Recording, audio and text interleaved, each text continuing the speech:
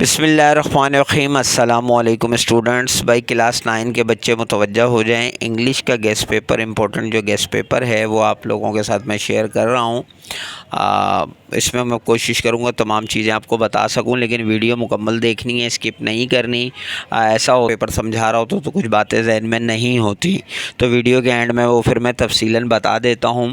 पहले ये देखें, क्वेश्चन नंबर 2 से आपका पेपर स्टार्ट होता है MCQs के अलावा। तो इसमें आपको क्वेश्चन दिए हुए होते हैं आपके बुक के चैप्टर में से 5 क्वेश्चन आपको अटैम्प्ट करने होते हैं। तो मैंने यहाँ कुछ क्वेश्चन ज़्यादा दे दिए हैं। ज़्यादा इस वजह से भी दे दिए हैं कि ऐसा ना हो कि वो 5 क्वेश्चन ना आ पाएँ, क्योंकि हर बार रिपीट नहीं होते क्वेश्चन न्यू ही होते हैं। लेकिन जो भी मुझे इसमें अहम लगे वो मैंने इसमें ऐड कर दिए हैं। और आप भी कोशिश करें, ज़्यादा मुश्किल नहीं होते। 2 से 3 सेंटेंसेस का ये आंसर देना होता है, 2 नंबर का आंसर होता है ये। तो आप वैसे ही मतलब रीडिंग कर लेंगे आपको तो आपको ये याद हो जाएंगे। लेकिन ये क्वेश्चंस जो हैं आपने कोशिश करने हैं कि सबको रेडी करना है, कुछ इसमें से स्किप नहीं करना। उसके बाद अगर हम क्वेश्चन 3 की बात करें तो ये आपको पता है पूरा ग्रामर का क्वेश्चन होता है, डू एज डायरेक्टेड। इसमें प्रीपोजिशन होती है और आर्टिकल होता है। ये जो मैंने सामने आप लोगों के दे दिया, ये आप लोगों को सिर्फ समझाने के लिए है, क्योंकि ये इंग्लिश का पेपर जो है ये भाई प्रैक्टिस होती है। बच्चे समझते नहीं है सर इसका गेस्ट पेपर बिल्कुल है। आपको बिल्कुल इसमें कुछ चीज़ें ऐसी हैं जो ज़रूरी हैं, वो मैं आपके साथ शेयर कर रहा हूँ। लेकिन ये जो ग्रामर वर्क है ये प्रैक्टिस मांगता है भाई। तो कोशिश ये करें कि अगर आपकी ग्रामर थोड़ी सी अच्छी है तो आप 10 ईयर से जो है इसके पूरा 10 ईयर जो है ना इसको सॉल्व करें, ख़ुद से करें और चेक करें कि आप कहाँ पे मिस्टेक कर रहे हैं, क्या मिस्टेक हो रही है। और फिर आप वो 1 से 2 बार 3 बार जब ये कर लेंगे ना 10 ईयर की प्रैक्टिस, तो आई होप कि इंशाल्लाह आप जो है ये ग्रामर वर्क बहुत अच्छा कर लेंगे, क्योंकि इसके बगैर जो है पेपर में मार्क्स अच्छे नहीं आते।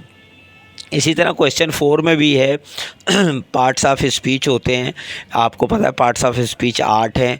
अंडरलाइन वर्ड्स होते हैं इसमें, जो आपने अंडरलाइन वर्ड्स जो है कर लें, जैसे पुलिस ऑफिसर है, सिटी है, लेफ़्ट है, बिफोर है, टू है और सेफली है, इस तरह के ना।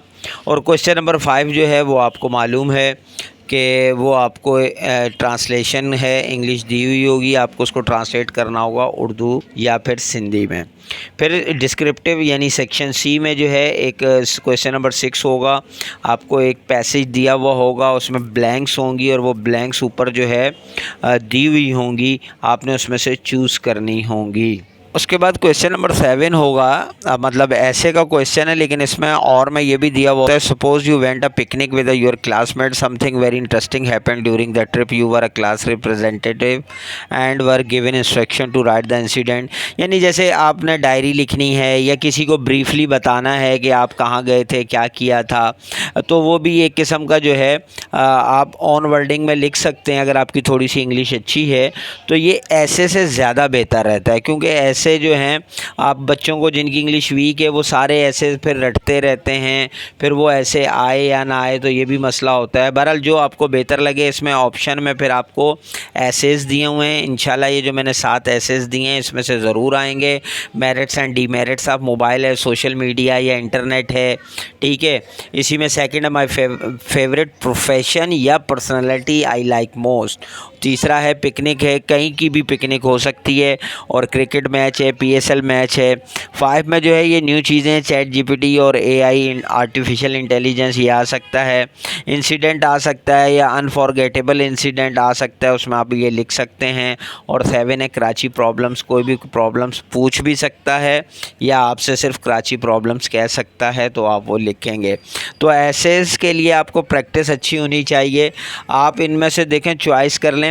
अगर आप एसेस करना चाहते हैं तो फिर जो है आप क्वेश्चन नंबर 7 में सिर्फ एसेस पे ही फोकस करें। इसी तरह क्वेश्चन नंबर 8 में भी ऑप्शंस होता है, यानी एक एप्लीकेशन होती है या फिर एक लेटर होता है, ठीक है। अब लेटर में भी वो एडिटर के नाम भी हो सकता है या और कोई ब्रदर फादर के नाम भी हो सकता है। अब एक नई चीज़ भी आने लगी है, ईमेल भी हो सकती है, ठीक है। तो इसमें कुछ भी हो सकता है। मैंने सब ऑप्शन यहाँ पर दे दिए हैं, आप देख सकते हैं। जैसे अगर एप्लीकेशन होगी तो क्या हो सकती है भाई, पिकनिक अरेंज करवा दें, फ़ीस कंसेशन है, इशूइंग कोई सर्टिफिकेट है, या फिर लीव्स, छुट्टियां चाहिए शादी के लिए या कोई बीमार है, इस तरह की चीज़ें। अच्छा, लेटर जो है अपने भाई को लिख दें बैड फ्रेंड्स कंपनी के लिए, या फादर को लिख दें कुछ मंगवाने हैं अपने पैसे वगैरह, तो इस तरह का है। या फिर आप एडिटर को लिखेंगे तो उसमें कंप्लेन करेंगे, कोई भी कंप्लेन हो सकती है भाई, शॉर्टेज ऑफ इलेक्ट्रिक, वाटर, सुई गैस, या आजकल जैसे हालात चल रहे हैं बहुत ज़्यादा डकैतियाँ हो रही हैं, तो लॉ एंड ऑर्डर सिचुएशन जो है उसके बारे में भी आप लिख सकते हैं। उसके अलावा ईमेल, जैसे यहाँ मैंने एक दे दी है, क्लासमेट रिक्वेस्टिंग हम combine study about a chemistry topic incoming holiday. Email formal भी होती है, इनफॉर्मल भी होती है, इसकी अगर थोड़ी प्रैक्टिस कर लें। नहीं तो इसमें से मैं सबसे बेस्ट समझता हूँ आप एप्लीकेशन पर फोकस करें। एप्लीकेशन लिखना बहुत आसान है, मैंने 4 इसमें दे दिए हैं, ये चारों में से ही कोई एक आएगी, इसकी आप अच्छी से तैयारी कर लें, बगैर सबको छोड़ दें। क्वेश्चन नंबर 9 है, read the following passage and answer the question are given below. नीचे क्वेश्चन एक पैराग्राफ दिया होता है, उसके नीचे कुछ क्वेश्चंस होते हैं, वो आपने अटेम्प्ट करने होते हैं। अब यहाँ बात दोबारा जल्दी से समझ लें। देखें, क्वेश्चन नंबर 2 हो गया, अब वो क्वेश्चंस आप याद कर सकते हैं। क्वेश्चन नंबर 3, 4 ग्रामर वर्क है, उसकी प्रैक्टिस करेंगे। क्वेश्चन नंबर 5 आपकी इंग्लिश अच्छी होनी चाहिए, उसकी प्रैक्टिस करें ट्रांसलेट करने की, ठीक हो गया। फिर 6 क्वेश्चन जो है अनसीन होता है, कहीं से भी आ सकता है, इंग्लिश अच्छी होगी तो आपको सेंटेंसेस पढ़ के ऊपर वर्ड्स देखकर समझ आ जाएगा कौन सा लफ्ज़ यहाँ पर आना है। उसके अलावा 7 में जैसे मैंने बताया आप एसेस पर फोकस करें। क्वेश्चन नंबर 8 में आप फोकस करें सिर्फ एप्लीकेशंस पर। और क्वेश्चन नंबर 9 जो है वो अनसीन होता है भाई, वो कंप्रीहेंशन आएगा, उसके आंसर देने हैं, और यूँ आपका पेपर झटपट हो जाएगा, कुछ भी मसला नहीं होगा। तो अगर इसमें कोई चीज़ समझ में ना आई हो या अभी भी कोई जहन में डाउट हो तो ज़रूर कमेंट्स करें, मैं आपके डाउट्स को इंशाल्लाह क्लियर करने की कोशिश करूँगा। इंशाल्लाह नेक्स्ट वीडियो में मिलते हैं, जब तक के लिए इजाज़त दीजिए, अल्लाह हाफ़िज़।